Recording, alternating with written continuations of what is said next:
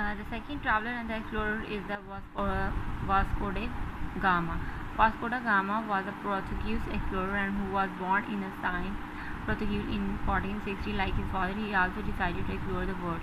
Vasco D gamma Portuguese explorer था, मतलब उसने पोर्तुगल को एक्सप्लोर किया था और इसलिए और ये साइन में बॉर्न हुए 1940 को अपने फादर की तरह ये भी क्या करते थे, वर्ल्ड को एक्सप्लोर करना चाहते थे. He was the first Portuguese and European to sail to India. He trial by the Cape of Good Hope which is at the southernmost tip of Africa. उसने क्या किया, केप ऑफ गुड होप, क्या हमारे पास एक जगह है which is at the southern tip of Africa. उसको travel करते हुए उसने फिर क्या किया, discovery of the sea route enable the Portuguese. इसने एक सी रूट को डिस्कवर किया था, ठीक है. उस सी रूट को डिस्कवरी करने की वजह से क्या हुआ, to establish a long lasting colonial empire in Asia. उस सी को एक्सप्लोर करने का मतलब उस सी रूट को इस्टेब्लिश करने का फ़ायदा इसलिए इस्टेब्लिश किया ताकि ये अपनी मतलब सल्तनत जो है, कॉलोनिकल एम्पायर मीन्स अपनी एशिया में मजबूत तरीन सल्तनत बना सकें और बहुत ज़्यादा देर तक जो रहे.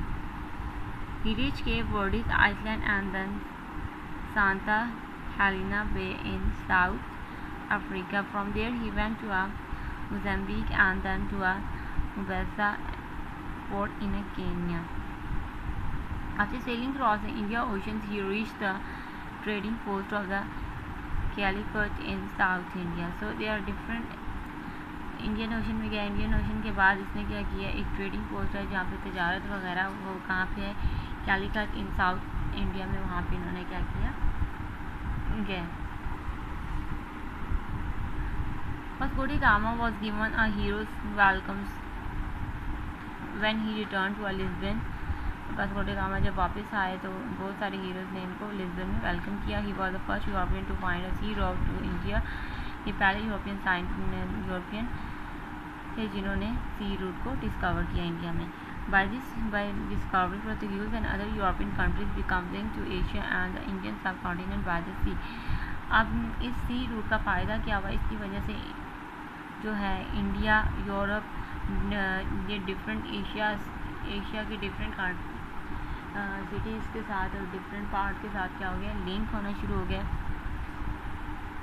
The discovery of the sea route was significant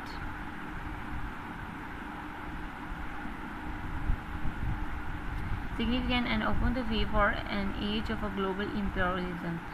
अब क्या हमारे पास इसने क्या किया, जब ये सी रूट डिस्कवर हुआ तो इसकी वजह से क्या हुआ, पूरे वर्ल्ड में इससे फ़ायदा हुआ. और इसकी वजह से क्या, इम्पेरियलिज्म मीन्स कि जब इन्होंने सी रूट डिस्कवर किया तो इन्हें ये फ़ायदा हुआ कि ये अपनी अथॉरिटीज़, अपने रूल्स और दूसरे जो डिफरेंट कंट्रीज़ है, फॉरेन कंट्रीज़ है, उन पर भी लागू कर सकते हैं, मतलब उन पर भी इम्प्लीमेंट कर सकते हैं, ठीक है.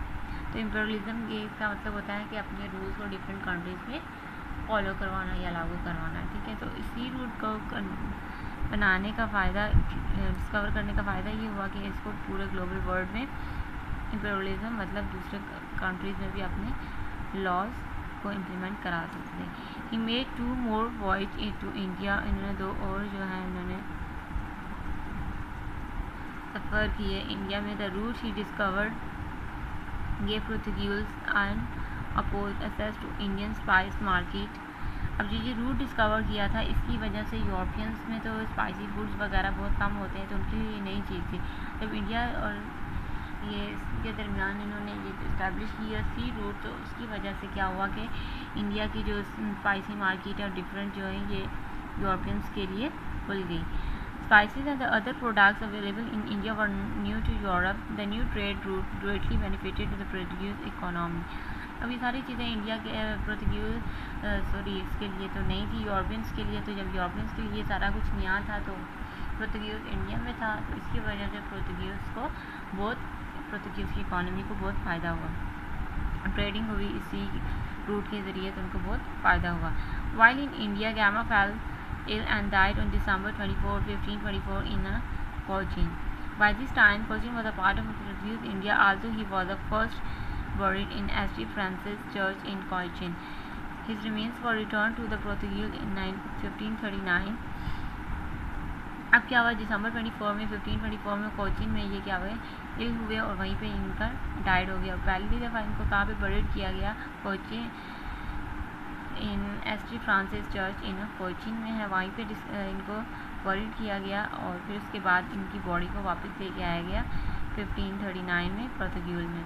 बॉडी ऑफ गॉडी Gama was reburied in a Victoria in a casket decorated with a gold and jewels. और फिर उनको विक्टोरिया में दोबारा से बरीड किया गया और उनकी कैस्केट को ज्वेल्स और गोल्ड के साथ क्या गया, डेकोरेट किया गया। So he was the second explorer, Vasco da Gama. The third one is the Marco Polo. Marco Polo was a merchant, an explorer and a writer. Marco Polo क्या था, हमारे पास एक merchant भी था, explorer भी था और writer भी था. He was born in a Venice, Italy in 1254. His parents were rich merchant. He was the first European who traveled to Asia during the Middle Ages. ये पहले यूरोपियन थे जिन्होंने ट्रैवल किया मिडल एजेस में Europe की तरफ, Asia की तरफ। He spent his childhood without his parents. His mother has died when he was young and his father traveled a lot. His father Niccolo, uncle Maffeo Polo, being a successful jewels merchant, spent their time traveling abroad. अब क्या किया इन्होंने, अपना childhood अपनी mother के बगैर गुजारा क्योंकि इनकी मदर की डेथ हो गई थी और उनके फादर ने बहुत जगह पर ट्रैवल किया। इनके अंकल और ये जो थे निकोलो इनके फादर और मैफियो, इन्होंने भी ये क्या थे, सक्सेसफुल ज्वेलरी के मर्चेंट थे, मतलब जो, और इन्होंने बहुत सारे बाहर जगहों पर सफ़र किया। Marco Polo started his journey to Asia in 1271 with his father and uncle. His first journey was to China. सबसे पहले वो एशिया में गए इन 1271 में अपने फादर के साथ और अंकल के साथ, और जो पहली इसकी जर्नी थी वो चाइना की तरफ थी journey. He was a merchant like his father and uncle and as an explorer traveled a lot between 1271 and 1295. For 24 years he traveled with his family. He lived and journeyed through different countries in Europe and Asia. इन्होंने Europe और Asia की different countries को travel किया हुआ था और 1271 से लेकर 1295 के दरमियान 24 ईयर्स इन्होंने अपनी फैमिली के साथ ट्रैवल किया। He traveled to China after crossing many cities, the Gobi Desert and the Hindu Kush Mountains. The king of China at that time was a Kublai Khan, who made Polo his representative. Polo spent 17 years in China traveling and learning about his culture. अब ये इन्होंने क्या किया, China का सफ़र भी किया था और चाइना में उस टाइम कौन था, कुलाबाई खान वहाँ का वो था किंग था, तो उसने इसको भी अपना, मार्को पोलो को भी अपना नुमाइंदा बना लिया। ठीक है, मार्को पोलो ने 17 ईयर्स चाइना में स्पेंड किया और उनके बारे में वहाँ ट्रैवल किया और उनके कल्चर के बारे में बहुत कुछ पढ़ा। China was a rich country at that time and Marco Polo was impressed with the wealth and the prosperity of the Chinese. और उस टाइम चाइना बहुत रिच कंट्री था और मार्को पोलो इनकी वेल्थ, दौलत और प्रॉस्पेरिटी की वजह से बहुत इम्प्रेस हुआ। He returned home after 24 years in 1271. The journey to Venice took him 2 years. He wrote books, The Travels of Marco Polo. इन्होंने भी एक किताब लिखी जिसका नाम था Travels of Marco Polo, which describes his journey and experiences. He died in 1324. इसने एक किताब लिखी The Travels of Marco Polo, जिसके जहाँ जहाँ इसने सफ़र किया वहाँ से कैसा एक्सपीरियंस था उसको एक्सप्लेन किया और ये कहाँ पे डाइड इन 1324।